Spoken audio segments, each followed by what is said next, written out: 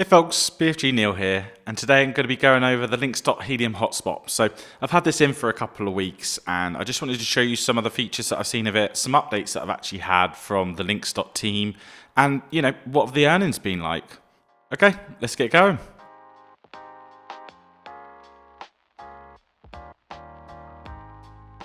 So up first, I want to talk about some of the updates that I've had from the Linxdot team. Now, when I first tested this hotspot and installed it, there wasn't a dashboard, and they let me know that it was coming, but it wasn't quite ready yet. What they've actually done is allow me to see a preview of the dashboard. It's just the first page, just shows you some of the information about the hotspots. There are some screenshots and things that I've seen in the works that, give you the full features of a dashboard. But I just wanted to make sure that people here saw that this update was coming. I've had a beta tester version. It's just a one dashboard page, and that these things will have a dashboard coming. Obviously, they've replaced all the parts in these. So they've gone from using Raspberry Pi and Raspberry Pi IO modules to build these hotspots to RK-based boards. Now, that is a choice made based on demand of these for these products and availability. So the changes meant that they've really rewritten the whole stack. Previously, what they would do is actually use the Syncobit firmware. So this is whole new firmware for them, a whole new board design and a whole new dashboard. So this new dash is looking great. As it gets more features, I'm sure we'll see more information coming out about it, but it's nice to see that this is top priority for them. Okay, so let's get on with the bit everyone's here to see, the results of the weekly earning. Just before we get started, I just want to say that, this is just the Linxdot hotspot with a standard antenna. There is no special placements for it. It's by the window.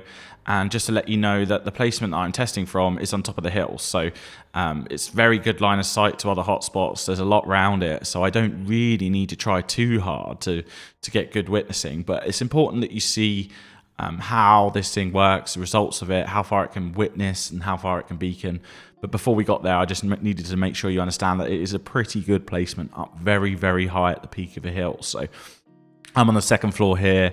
I don't need to try too hard to see that many hotspots. And here we go, here are the earnings. So it was a little over a week, and like I say, the last day had performance issues. So the first stat up is the 14 days, 2.2 tokens, which is pretty acceptable, right? So I could go further and make this earn more, but again, it's just inside on a standard antenna. Here's the beacons witnessed. So the witness beacon is witnessing 10 to 15 miles away.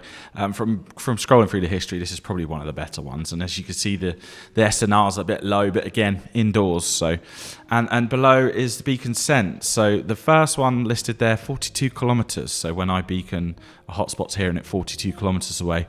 I will say I don't quite believe this. I think that someone's likely had it closer or back for maintenance and not updated the location. So the second one, 11 kilometers, again, 110 dBm and 0.2 SNR. So it's a very, very strong witness. And that's it for the Linxdot Helium hotspot update. It's been a great little unit sat on side. It's been earning quite well for the last 2 weeks. I definitely recommend them to other people. It's nice seeing that the dashboard is getting top priority because, these features are needed. I mean, when we move to the light gateways, not as much, but right now with sync and things, it's really, really important to be able to update.